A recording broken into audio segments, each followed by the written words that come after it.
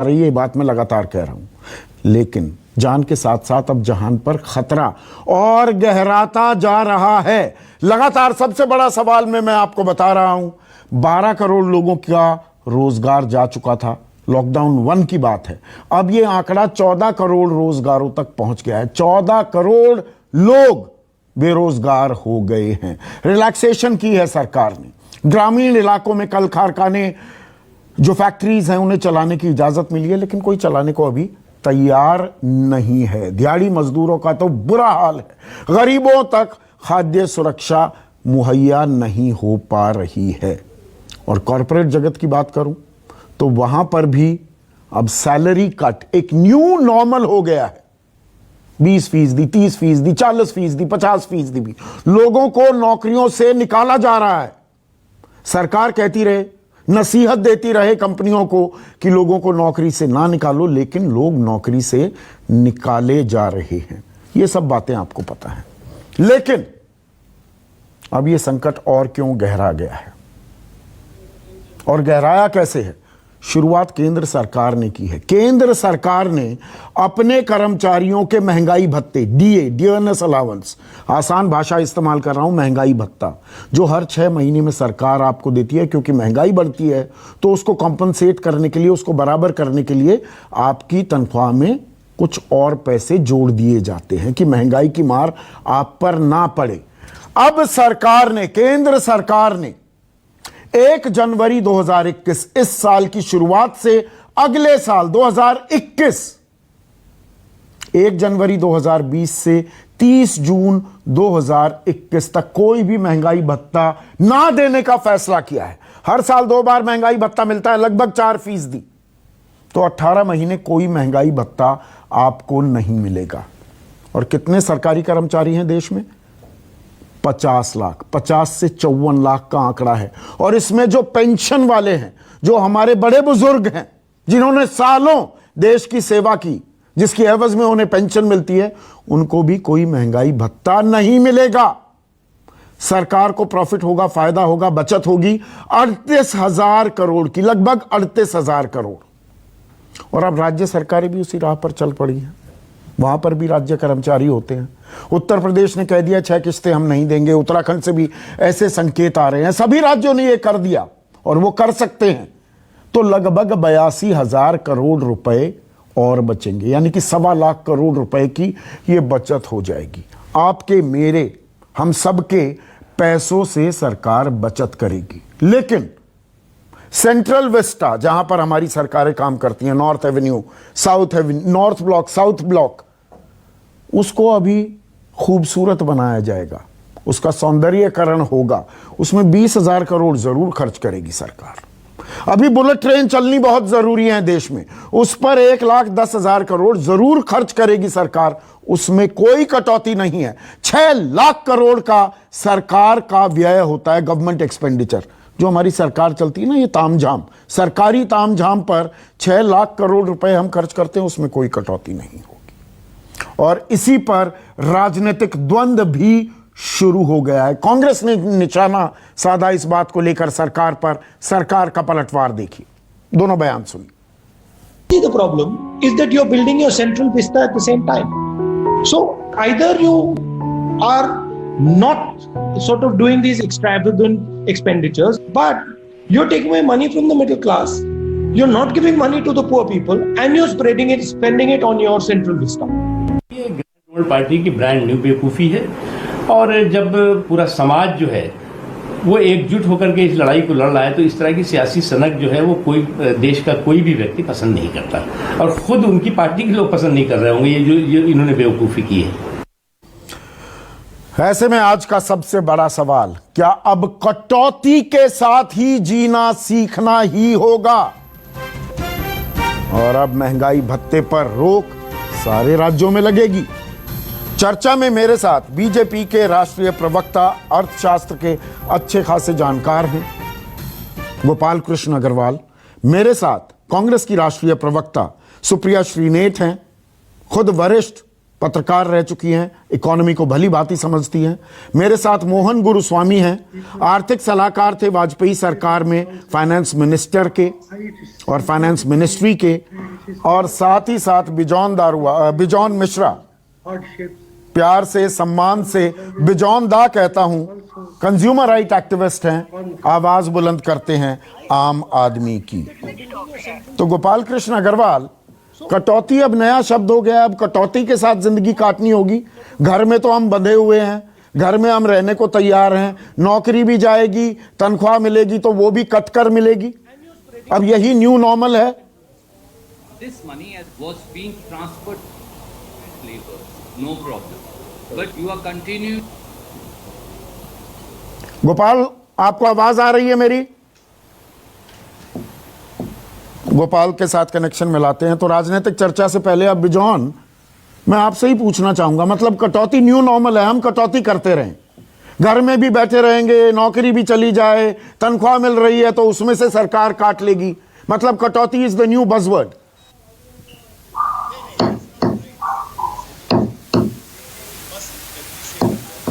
ये समझना होगा कि कटौती इज नॉट द वर्ड। हम लोगों को अब एफिशिएंट होना होगा। अब हम लोगों को समझना होगा कि जो भी फैट है, आपने कई चीज गिनती कर दी है कि अब कोई मतलब सुंदरता बढ़ाने का काम नहीं है हम लोग का। नाउ हम लोग का फोकस है एम्प्लॉयमेंट, हम लोग का फोकस है क्रिएटिविटी, हम लोग का फोकस है इनोवेशन, हम लोग का फोकस है कैसे हम जो बेरोजगार हैं, जो आप कहे, जो आंकड़ा दिए 1400 crores, वो हमारा केवल कहना है कि अब हम लोगों को ये बहुत सीरियसली प्लान कर लेने का है लॉकडाउन के टाइम में कि जैसे जैसे हम लोग लिफ्ट करेंगे, जैसे अभी हम लोग छोटे छोटे रिटेल शॉप्स खोलना शुरू कर दिए, हम कह रहे हैं कि उसको 24 घंटा खोलने का आप अनुमति दीजिए, ताकि अनुमति देने से नहीं, वो होता रहेगा। बिजॉन दा, आप मेरे सवाल को डक कर रहे हैं क्या? मेरा सवाल बड़ा सीधा है। नहीं, मतलब सरकारी कर्मचारी वही गाज झेलेगा, उस पर ही गाज गिरेगी, महंगाई भत्ता कटेगा सरकारी कर्मचारी का। ये जो 54 लाख सरकारी कर्मचारी हैं, इनमें से 15 लाख तो सेना के अधिकारी हैं, सेना के हमारे बहादुर जवान हैं, जिनको महंगाई भत्ता नहीं मिल रहा है। आप समझ 10 लाख पैरामिलिट्री फोर्सेस के सिपाही हैं, बहादुर हैं। नौकरी नहीं जा रहा है, nobody is losing the job, किसी का भी नौकरी नहीं जा रहा है सरकारी तंत्र में। हाँ। ये समझ लीजिए बात को। नहीं, मेरा सवाल इसीलिए मोहन गुरुस्वामी, मेरा सवाल ये है, आप आर्थिक सलाहकार रहे हैं वाजपेयी सरकार में, अगर सरकार को खर्चा काटना है तो ये ब्यूटिफिकेशन छोड़ दीजिए सेंट्रल विस्टा की, अभी बुलेट ट्रेन को बंद कर दीजिए उस प्रोजेक्ट को। आम आदमी की वैसे ही परेशानियां बढ़ी हुई है, उस पर से आप महंगाई भत्ता काट देंगे। 50 लाख से 55 लाख सरकारी कर्मचारी हैं, 65 लाख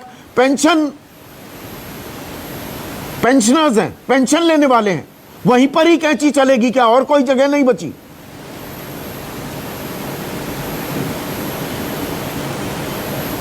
मैं जो ब्यूटिफिकेशन हो रहा है राजपथ के आसपास, मैं उसके बहुत खिलाफ हूं। जो है वो ठीक है, सारे देश में दूसरी जगह है जहाँ पे खर्चा करनी चाहिए, ओवर डेवलपमेंट आप नहीं कर रहे हैं, सिर्फ दिल्ली में कर रहे हैं, और दिल्ली में ऐसे ही बहुत पैसा खर्च होता है दिल्ली में, तो इसकी कोई आवश्यकता नहीं है। मैं इससे सहमत हूँ, मगर ये एक प्लान है, इसका तो खर्चा नहीं हुआ, पैसा अलॉट भी नहीं हुआ, इसके प्रपोजल डिस्कस कर।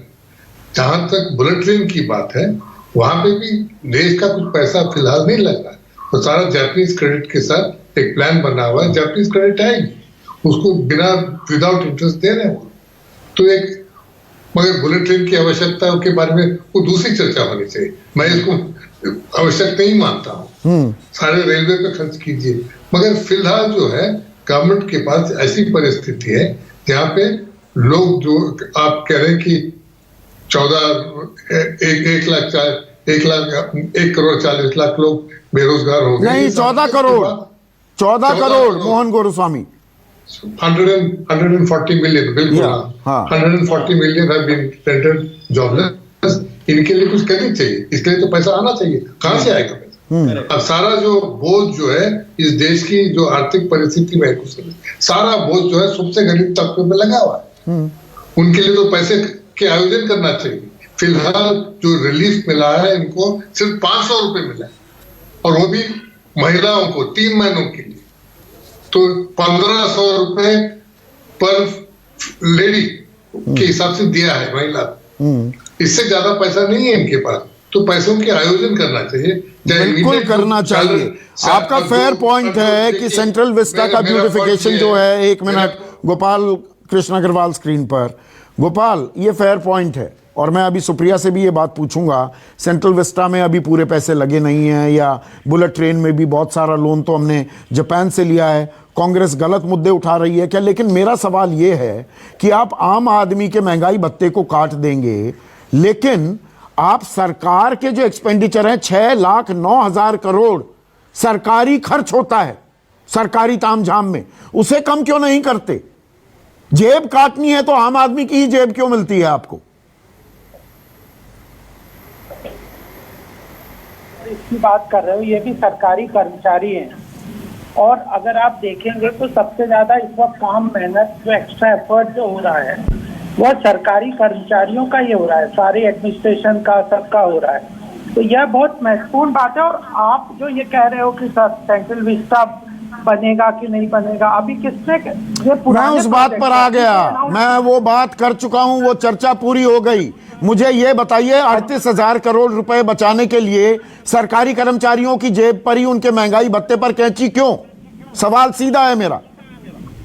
नहीं, बिल्कुल देखिए, जो एडिशनल है, पुराना जो एग्जिस्टिंग है वो उनको दिया जा रहा है। जो 1 जनवरी से अगर एडिशनल था और जुलाई से एडिशनल डीए अलाउंस है, वह उसको रोका है, होल्ड किया है, और जो पुराना कोई नहीं रोक रहा है। दूसरी बात, उसको जो कांग्रेस लिंक कर रही है कि सेंट्रल विस्टा, और ये तो एक पूरी तरह से गलत तरीका का लिंक है कि अभी कौन सा सेंट्रल विस्टा बन रहा है और क्या उस पर डिसीजन होगा। वो तो पहले डिसीजन था, कोरोना के पहले। अब वो बनेगा नहीं बनेगा, आप मुझे ये बताइए गोपाल बाबू, आपने अभी तक कोरोना को लेकर राहत पैकेज क्या अनाउंस किया है?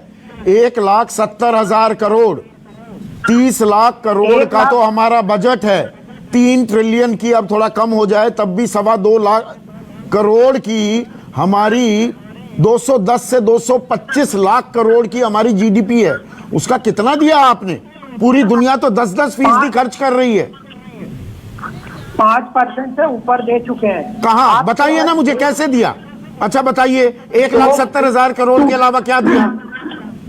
उसके पहले भी दिया था। उससे पहले नहीं, मैं कोविड की बात कर रहा हूं, कोरोना क्राइसिस की। 1,70 के अलावा क्या दिया बताइए?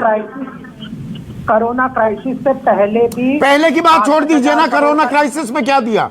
कोरोना क्राइसिस नहीं, 1,70,000 करोड़ के पहले की बात कर रहा हूँ। आप कोरोना क्राइसिस की बात कीजिए ना, घुमाने लगते हैं मेरे साथ में, मुझे नहीं घुमा पाओगे, मेरे आंकड़े पुख्ता होते हैं। नहीं, आप सुन नहीं रहे। 65,000 करोड़ का हेल्थ सेक्टर में कोरोना के बाद किया था अनाउंसमेंट। क्या अनाउंसमेंट? 40,000 करोड़, 62,000 करोड़ का हेल्थ सेक्टर के लिए, फार्मा और उसके लिए, और 40,000 करोड़ का एक किया था, फिर 1,70,000 का किया था, और आरबीआई ने 3 पैकेज में 7,54,000 करोड़ का इकोनॉमी के लिए, अलग अलग सेक्टर का, एसएमई का, ईएमआई का और एनबीएफसी का ये अनाउंसमेंट किया है। टोटल सुन लो मैं 1 मिनट आ रहा हूँ सुप्रिया। 10 लाख 10.01 लाख करोड़ का ऑलरेडी अनाउंस कर चुके हैं फाइनेंशियल पैकेज। ठीक है, आप सुप्रिया रिस्पॉन्ड करना चाहेंगी? सुप्रिया स्क्रीन पर। सुप्रिया, आप किस बात पर फिर लड़ाई कर रही हैं? सरकार कह रही है, गोपाल सीधा आंकड़ा गिनवा रहे हैं, और मैं लगातार क्वेश्चन कर रहा था, 10 लाख करोड़ का उन्होंने पैकेज दे दिया है, और सेंट्रल विस्टा पर कोई खर्च हुआ ही नहीं है अभी। या अगर बुलेट ट्रेन की बात करते हो, बुलेट ट्रेन के पैसे तो जापान से आ रहे हैं, आप मुद्दा क्या उठा रही हैं? ऐसा है कि इतनी हास्यास्पद बात तो अभी तक मैंने कोरोना के बारे में सुनी ही नहीं है, और मैं आशा करती हूँ कि आप मुझे थोड़ा वक्त देंगे अपनी बात बोलने का। बिल्कुल। सेंट्रल विस्टा के बारे में गोपाल कृष्ण अग्रवाल कह रहे हैं कि ये 20,000 करोड़ का प्रोजेक्ट है, और ये अभी कौन सा किसी ने कह दिया हो रहा है। अगर किसी ने नहीं कहा नहीं हो रहा तो किसी ने ये भी तो नहीं कहा है कि इस आपदा को देखते हुए हम ऐसे सारे वैनिटी खर्चे रोक देंगे, हम ऐसे सारे वैनिटी खर्चे नहीं करेंगे, क्योंकि अगले 3-4 साल लग जाएंगे हमें अपनी अर्थव्यवस्था को चरमराने से बचाने में। हम सेंट्रल विस्ता पर नहीं करेंगे, अभी तक किसी भी मंत्री ने बोला। 23 अप्रैल को सेंट्रल विस्ता में 2 दिन पहले सेंट्रल विस्ता पर एडवाइजरी कमेटी की मीटिंग हुई है। ये अनैतिक है और असंवेदनशील है, ये मीटिंग होनी ही नहीं चाहिए थी, पहली चीज। दूसरी चीज, आपने सही आंकड़ा बोला कि करीब 115 लाख लोगों पर इसका फर्क आएगा जो डीए काटा गया है। बड़ी बड़ी बातें होती है, 15 लाख सैनिक, 26 लाख सैनिक जो सेवानिवृत्त हो चुके हैं उन पर यह फर्क आएगा। बहुत लोग इस बात को मिस कर रहे हैं कि ये रेट्रोस्पेक्टिव तरीके से किया गया है, जनवरी से आपने किया है, लोगों ने अपना खर्चा हो सकता है उसके आधार पे किया हो, आपने जनवरी से उसकी कटौती करी है।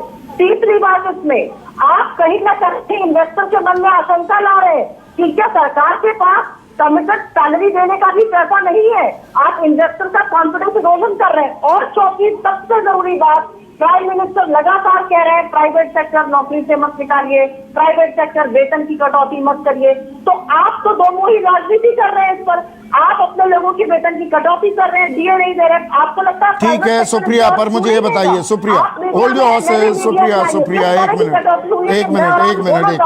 एक मिनट, ये तो केंद्र सरकार की बात है सुप्रिया। अब राज्य सरकारें भी महंगाई भत्ता काटेंगी। उत्तर, एक मिनट सुनिए सवाल सुनिए। राज्य सरकारें भी महंगाई भत्ता काटेंगी। उत्तर प्रदेश ने, उत्तराखंड ने संकेत दे दिए हैं। पंजाब, राजस्थान, छत्तीसगढ़, झारखंड, महाराष्ट्र में आपकी सरकारें हैं।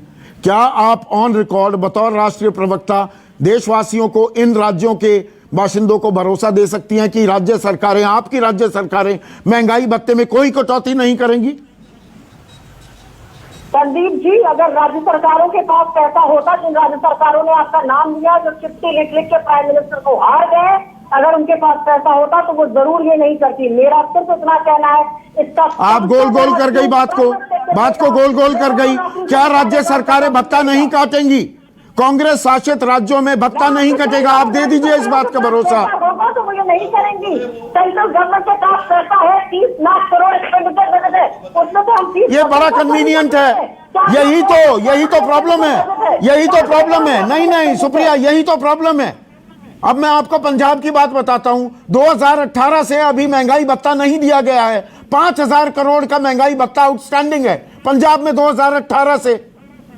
आप अपने गिरेबान में भी तो झांकिए, आपकी राज्य सरकारें क्या कर रही है? दे देना चाहिए। मैं अपने गिरेबान में झांक के बोल रही हूँ, उसको बिल्कुल दे देना चाहिए। ये मुद्दा उठाया जाएगा, अगर नहीं है तो बिल्कुल दे देना चाहिए।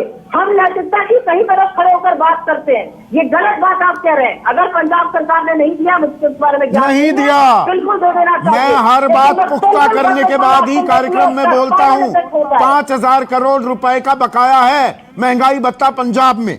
अब ऐसे में सवाल यह है, देखिए बिजौंदा, आम आदमी ही बलि का बकरा है क्या? हम बकरा किसको पर हैं? हमें काटते रहिए।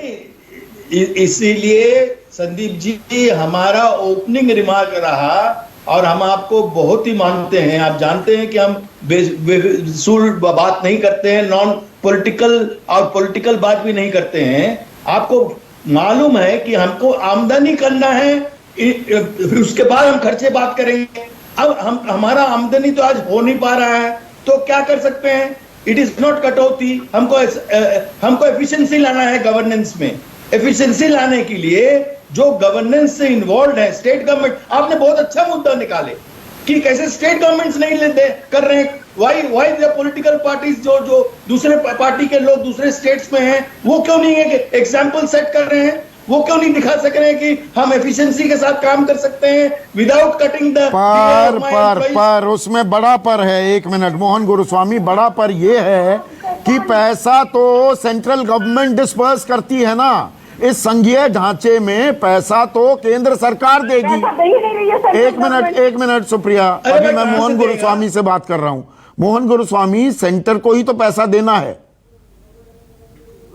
प्रॉब्लम तो यहां पर यह आ रही है ना, क्या सरकार के पास पैसा ही नहीं है? मतलब हर तरह से कहीं ना कहीं से, मतलब असम ने सारी दुनिया में तेल के दाम नेगेटिव में चले गए, असम ने पेट्रोल और डीजल के दाम 5-5, 7-7 रुपए बढ़ा दिए, ये कहते हुए, ये तुर्रा देते हुए कि अभी पेट्रोल डीजल कोई खरीद नहीं रहा, तो बढ़ा भी दिए तो क्या फर्क पड़ता है? मतलब हमारी जितनी जेब काट सकती है काट लो। देखिए हकीकत की बात तो सरकार के पास पैसा नहीं है, मगर प्रॉब्लम क्या है, ये लोग पैसे इकट्ठा करने की कोई प्रयास ही नहीं कर रहे। बस वो जो 1,70,000 की बात कर रहे हैं, जो गोपाल अग्रवाल ने कहा, उसमें से तो 60,000 करोड़ पहले की बजट से लिया गया है, टैक्स से वसूल किया गया है, और ये कंस्ट्रक्शन लेबर फंड है जो सारे स्टेट्स में डिसबर्स्ड है। तो कोई नया आपने नहीं दिया, कुल दिया आपने 80,000 करोड़।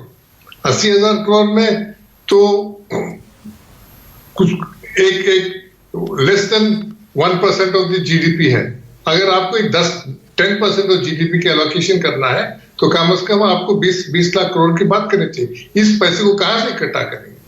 आप इकट्ठा कर सकते हैं, सरकार जो सरकारी मुलाजिम है, आप जिसको आम आदमी कहते हैं, मैं उसको आम आदमी नहीं मानता हूं। आम आदमी है जो 14 करोड़ लोग जो बेरोजगार हो गए, वो लोग आम आदमी है, उनके बारे में सोचनी चाहिए। और जो आरबीआई का जो पैसा अनाउंस हुआ है वो एसएमईज और इंडस्ट्री में जा रहा है, बैंक्स को जा रहा है। बिल्कुल, आम आदमी के पास क्या जा रहा है? गोपाल कृष्ण अग्रवाल स्क्रीन पर। अब देखिए गोपाल कृष्ण अग्रवाल, गोपाल बाबू आप मुझसे बेहतर अर्थव्यवस्था समझते हैं, और मैं दर्शकों को भी बता दूं, जो ये सरकार का पैसा होता है ना, वो हमारे से तो आता ही है। अब एक सरकारी कर्मचारी का दर्द समझिए, एक सैनिक का, एक पैरामिलिट्री फोर्स में मौजूद शख्स का, बॉर्डर पर, जो दरअसल देश का फ्रंटलाइन वॉरियर 365 दिन 24/7 रहता है, वो टैक्स देता है ना गोपाल बाबू? टैक्स तो सरकार पहले ही काटती है, तो टैक्स तो कट ही रहा है। उसके बाद कि कोरोना संक्रमण फैल गया, एक दिन की तनख्वाह भी काट ली गई, कटी ना, तनख्वाह भी कट गई। उसके बाद महंगाई भत्ता भी काट लो, नौकरी से ही निकाल दो। मतलब सारे बलिदान आम आदमी करेगा, कर्मचारी करेगा। संदीप जी मेरी बात सुनो। हाँ, आप कह रहे हो कि जो टैक्स देता है उसकी बात है, इनडायरेक्ट टैक्स तो हर व्यक्ति देता है, गरीब व्यक्ति भी देता है। वो मैं एक कर्मचारी की बात कर रहा हूं, सरकारी कर्मचारी, वो टैक्स भी देता है, एक दिन की सैलरी भी दे दी, प्राइम मिनिस्टर फंड में एक केयर फंड बना दिया, पहले ही रिलीफ फंड था उसमें 3800 करोड़ थे, उसका भी पूरा ब्यौरा नहीं मिलता। देखिए अभी बात है जीएसटी में कलेक्शन, आज फिगर आ रही थी कि 80% का कमी हो जाएगी, तो इनडायरेक्ट टैक्स तो हर व्यक्ति देता है। तो ये जिस तरह के स्थिति है उसमें सरकार, आप अपने घर का बजट बनाते, जितनी इनकम है उतना ही तो खर्च करेंगे, केंद्र सरकार भी उसी हिसाब से चलेगी। जितना कलेक्शन होगा, अब जीएसटी कलेक्शन 80% से कम हो जाएगा, डायरेक्ट टैक्सेस इतने कम हो जाएंगे, तो और खर्चा सरकार का बहुत बढ़ गया है। 6 लाख करोड़ का, 6,09,000 करोड़ का सरकार अपने ताम झाम पर खर्च करती है। कर दीजिए ना 30% की कटौती, कितना होता है 30%? 6 लाख करोड़ का 30% कितना होता है? 1,80,000 करोड़ रुपए आ जाएंगे एक झटके में। वो उसमें मैक्सिमम तो सैलरीज में ही जाता है, तो डियरनेस अलाउंस और डीए और ये सब उसी के तो पार्ट है। तो मतलब घूम फिर कर बात ये आ रही है, सुप्रिया श्रीनेत, घूम फिर कर, एक मिनट सुप्रिया, घूम फिर कर बात ये आ रही है, हम बलि का बकरा हैं, हम कटते रहेंगे। संदीप जी मैं कुछ कहना चाह रही थी। हाँ बोलिए। मैं सिर्फ इतना कहना चाहती हूँ, आप बहुत दूर मत जाइए। अभी बजट खत्म हुआ है फरवरी में, 4 लाख करोड़ का कैपिटल एक्सपेंडिचर है, ये आप भी जानते हैं और मैं भी जानती हूँ। इस दशा में कैपिटल एक्सपेंडिचर हो नहीं पाएगा, उसको क्यों नहीं काट सकते? 30 लाख करोड़ का सेंट्रल गवर्नमेंट का एक्सपेंडिचर बजट है, एक्सपेंडिचर बजट के 30% काट दीजिए, आपके पास पैसा आ जाएगा। और एक बात सबको समझनी और याद रखनी चाहिए, और मैं जानती हूँ कि आपके जो आर्थिक विशेषज्ञ इस तालीम में, और आप खुद भी मानेंगे कि सेंट्रल गवर्नमेंट की capacity to borrow and to raise fund is much higher, much wider, ज्यादा ऑप्शन होते हैं देन स्टेट गवर्नमेंट। इसलिए स्टेट गवर्नमेंट बार-बार चिट्ठी लिख के दरख्वास्त कर रही है आपको, वो भीख नहीं मांग रही है, वो वॉरियर्स हैं, वो फ्रंट लाइन वॉरियर्स हैं, उनको पैसा चाहिए। आपकी खुद की स्टेट गवर्नमेंट पैसे के लिए खड़ी हुई है, आप रेज करिए कैपिटल, क्योंकि अगर आप उनसे 9-10% से कैपिटल रेज कराएंगे तो एक के बाद एक स्टेट गवर्नमेंट डेट ट्रैप में भी फंस जाएगी, और फिर क्या होगा ये आने वाला समय ही बताएगा। और यहां पर एक छोटा सा कमेंट चाहूंगा मोहन गुरुस्वामी, क्योंकि आप आर्थिक सलाहकार रहे हैं। जो ये हमारी फैसिनेशन है फिस्कल डेफिसिट से, ऐसे संकट काल में फिस्कल डेफिसिट थोड़ा और बढ़ा दीजिए। 0.5% फिस्कल डेफिसिट का टारगेट हम बढ़ा देंगे तो 1 लाख करोड़ रुपया वैसे ही मिल जाएगा, जो हम कम कर सकते हैं इकोनॉमी में। आधा परसेंट क्या 2-3% से बढ़ा सकते हैं, इसमें कोई दिक्कत नहीं है। मगर ये जो हम जो है ये मर्चेंट बैंकर्स ने लगा दिया है 3% देने। हाँ, इनको समझाने, इनको दिखाने के चक्कर में फंसे हुए हैं। इनको दिखाने के चक्कर में बैठे हुए हैं। इसको वॉशिंगटन कंसेंसस बोलते हैं। अमेरिका में तो कोई फिस्कल डेफिसिट की बात नहीं होती है, चीन में नहीं होती है, ब्रिटेन में नहीं होती है, फ्रांस में नहीं होती, बस इस गरीब मुल्क में होती है। हाँ, हमें 3.5% की ये लक्ष्मण रेखा है, इसे लांघना नहीं है। अरे भाई, संकट काल है, देश में गरीब भूखा मर रहा है, दिहाड़ी जा रही है, रोजगार जा रहे हैं, सरकारी कर्मचारियों की तनख्वाह काट लेंगे, लेकिन फिस्कल डेफिसिट का टारगेट नहीं बढ़ाएंगे। कमाल का लॉजिक है।